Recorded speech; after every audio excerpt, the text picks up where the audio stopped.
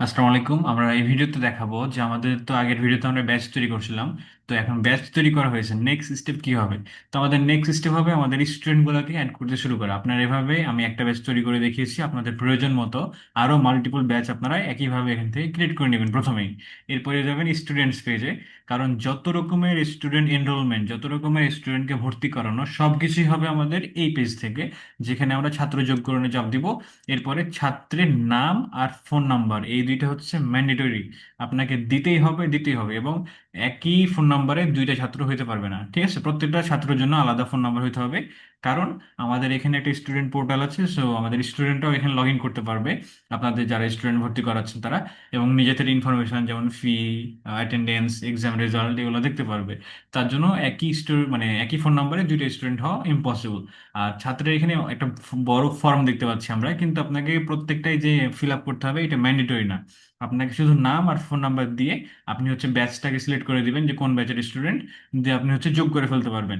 কিন্তু আপনি যদি চান যে আমার এখানে ওয়েল অর্গানাইজ থাকুক, সবগুলো ডাটা যেগুলো আছে আমি দিয়ে রাখি, সেক্ষেত্রে আপনি এটা করতে পারেন, যেমন আমি এখানে করতেছি। ধরেন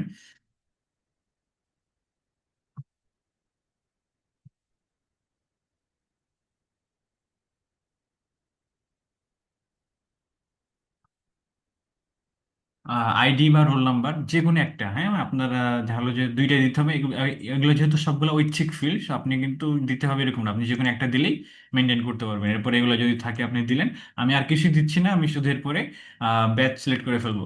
আর অভিভাবকের নাম্বারটা দিয়ে রাখি, এটা হচ্ছে পরে হেল্প লাগতে পারে আমার, আমি শুধু ফোন নাম্বার দিয়ে দেবো অভিভাবকের, ঠিক আছে? এরপরে আমি যদি পাসওয়ার্ড এখানে দেই, এটা আমি না দিলেও হবে, হ্যাঁ, কিন্তু আপনারা চাইলে মানে না দিলেই ভালো আর কি। না দিলে আপনারা পাসওয়ার্ড জানতে পারবেন, বাই ডিফল্ট পাসওয়ার্ড হচ্ছে আমাদের এটা, মানে আপনাদের ছাত্ররা লগ ইন করার সময় যেটা লাগবে আর কি। তো আমরা হচ্ছে ছাত্রকে ভর্তি করতেছি।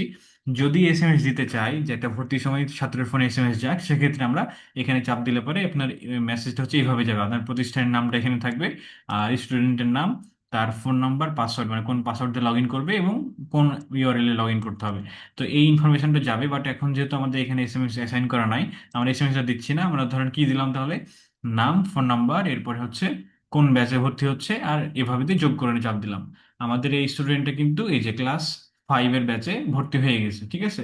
আপনি পরবর্তীতে যদি ব্যাচ চেঞ্জ করতে হয় সেক্ষেত্রে এডিট অপশনে চাপ দিতে পারেন। দেন এরপরে হচ্ছে আরো ব্যাচ থাকবে, এটাকে আনসিলেক্ট করে অন্য একটা সিলেক্ট করে দিবেন, আপডেট করে দিবেন, বাস ব্যাচ চেঞ্জটা হয়ে গেল। এটা হচ্ছে এত ইজি। আর এছাড়া আমাদের এখানে অনেকগুলো ফিল্টার অপশন আছে, যখন আপনার অনেকগুলো ব্যাচ থাকবে, কোনো একটা স্পেসিফিক ব্যাচের ছাত্রটাকে দেখতে হলে আপনাকে এখান থেকে শুধু ব্যাচটাকে সিলেক্ট করতে হবে, তাহলে আপনি ওই ব্যাচের স্টুডেন্টগুলোকে পেয়ে যাবেন, ঠিক আছে? আর আরো হচ্ছে এখানে অপশন আছে যে আপনি যদি সর্টিং করতে চান, যে রোল নাম্বার 1 থেকে 5 এইভাবে আসে যেন, মানে উল্টা উলট পালট না হয়ে আসে, আপনি সবকিছু এখান থেকে ম্যানেজ করতে পারবেন। এখানে আরো অপশন আছে যে আপনার হচ্ছে বিস্তারিত দেখা, আমরা এটা অন্য কোনো ভিডিওতে দেখবো, আমরা শুধু এই ভিডিওতে রাখলাম ছাত্রকে কিভাবে আমরা যোগ করতে পারি। আর প্রথম স্টেপটা ছিল ব্যাচ কিভাবে তৈরি করতে হয়, ব্যাচ তৈরি করবো, এরপরে আমাদের যতগুলো ডাটা আছে সবগুলো আমরা একে একে অ্যাড করে নেব, ঠিক আছে?